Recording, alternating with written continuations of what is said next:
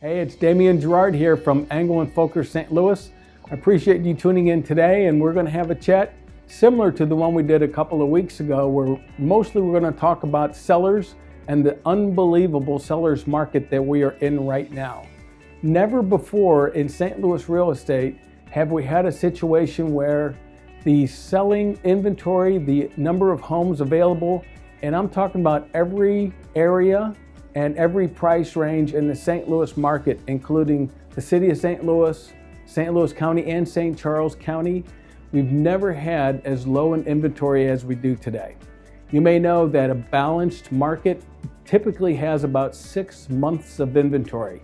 That's where the buyers and the sellers have equal power for negotiating. But today, we're looking at a 2 or 3 week inventory of homes for sale, and it's just crazy. So I wanted to actually throw some stats out just so I can kind of back up some of the numbers today. And then we're going to talk about, or answer the question I'm getting most often right now, which is, hey, Damian, are we in a bubble? Like, is this for real? And can this continue? And what happens when it stops? So the first thing I want to tell you is that I looked at St. Charles, St. Louis counties, and the city of St. Louis. And in order to get the numbers right, as far as the count, I looked at those sales just this year. So just 2021, sales of homes at $250,000 plus. And since the beginning of this year, there have been 1,956 closings in the St. Louis marketplace. And the average selling price is $458,000. Now, the overall average for the market is less than that, less than 300 actually. But when you're talking that 250 and up, 458 is a pretty hefty number. So what I wanted to do is look at to see what's really happening in the marketplace as far as pricing goes. We know it's going up, but from a seller's perspective, what does that mean for us? So I looked at the number of those homes that have closed, and of those 1,956, 720 of those sold below the ask price. So about a third of the homes that closed were kind of your traditional, you start high and you settle somewhere a little bit less than that. But here's an unbelievable statistic, and one that we've never seen in our marketplace. 1,236, or 2/3 of the homes that closed this year actually sold for at or over the asking price. It's an unbelievable thing in St. Louis. We've never had this sort of experience, even though in other markets they have. But I'll also tell you that I talk to agents all over the country, and everybody is reporting the same type of activity. So when you think about the average price is about 3% over the asking price on a $300,000 house, that actually comes to about $9,000 over the asking price. So again, I keep getting the question, are we in a bubble? And the reality is, I don't think we're anything like the bubble that we had 10 to 12 years ago. All of the fundamentals are totally different. And I will just start with the issue back then, for a lot of it was just about underwriting. And today, underwriting is probably stricter than it's been in the last 4 or 5 years. In other words, you still have to have good credit, you still have to have money to put down, and you still have to have a job. But we're not seeing this crazy free money going on. So there's no downward pressure on pricing from that perspective. Also, I think it's just a simple matter of supply and demand. With almost nothing out there to buy, the pricing is just naturally going to go up. And so again, it's different than it was a while back, where there was plenty of stuff to buy and it was moving very quickly, but there was more inventory coming. And that was a bubble that had to burst, and it did. I don't see that happening this time. Third, and maybe most important, is the economy is actually doing pretty well. A lot of people are really having a benefit from all the turmoil in the last year, and there are very few people that are really struggling in that middle, which is at $250,000 and up price range. So the other thing that's really driving this price increase is interest rates. We talked about that a couple of weeks ago, but we're still seeing almost historical lows. Now, they're not as low as they were a couple of weeks ago, but 3% interest rate is really an amazing number. And anybody that's over the age of 40 probably can remember that interest rates, we never thought would go below 7 or 8. So a 3% interest rate is really incredible. So I want you to think, if you have even thought about putting your house on the market, or you're planning to anytime in the next 12 or 18 months, this is the time. This is the best time I think that you will ever see.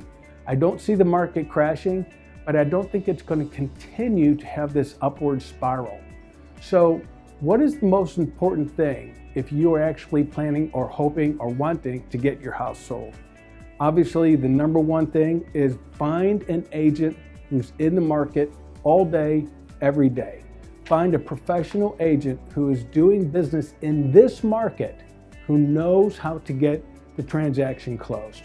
When I'm talking about finding the right agent, the most important thing that agent needs to do is to price your house right. Now, you might think that's a little goofy, that you need to price it right if the market is screaming up so fast. But I will tell you that if you get ahead of the market, even when it's frothy, it is going to be the kiss of death for your listing. So even though we had, 1,956 closings this year, we also had 1,056 expired or canceled listings. So that's over 1,000 homes that did not sell in the best market in over 100 years. And my analysis shows that about half of those, they never even changed the price, and the other half, they dropped the price, but they didn't sell. So if you're seeing average prices going over asking price and your house doesn't sell, it just means you priced it too high. And no matter what the market is doing, if you price it ahead of the market, you will not sell the house. That's a guarantee. So find the best agent, price the house right, and get a full complement of pictures. Maybe that includes drone video, maybe that includes interior 3D photography. Whatever it is to make your house stand out, it still has to be seen, and your agent needs to get it out to as many eyeballs as possible. So it's critical, even in this kind of market, that your agent knows how to get your house sold and that you work with them to make that happen. Let's talk for just a minute about the buy side. We have gone from a time when we knew that we were going to win maybe 8 out of 10 bids that we put in on a house because there was almost never competition. Today, especially in the $200,000 to $400,000 price range, there's going to be competition for nearly every house that's priced properly. We're seeing competition as many as 20, 25 offers on a house. So the question is, if you're a home buyer, what do you need to do to be the winning bid? And there are any number of things that people can think about, that people talk about, but I want to give you a couple of keys. First, consider dropping your finance contingency. So if you put a finance contingency on your offer, it tells the seller that you are not really sure you're going to be able to come up with money. And that is probably going to put your bid out of the market immediately.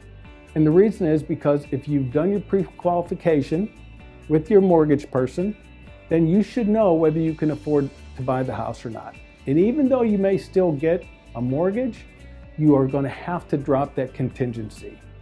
The next contingency you're probably going to have to drop is the inspections.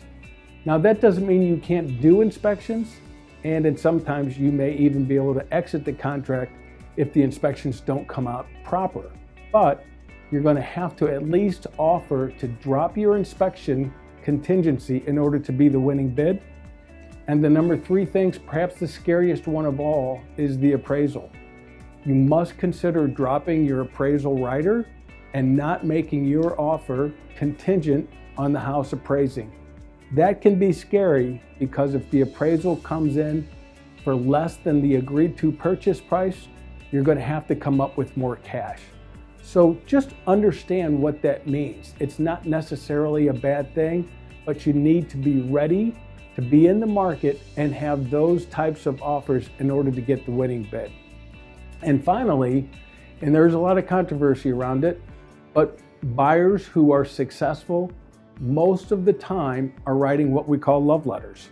So write a letter to the seller, tell them what it is about the house you like, tell them how your family is going to use the house, how you're going to grow your family in the house, how you intend to use it.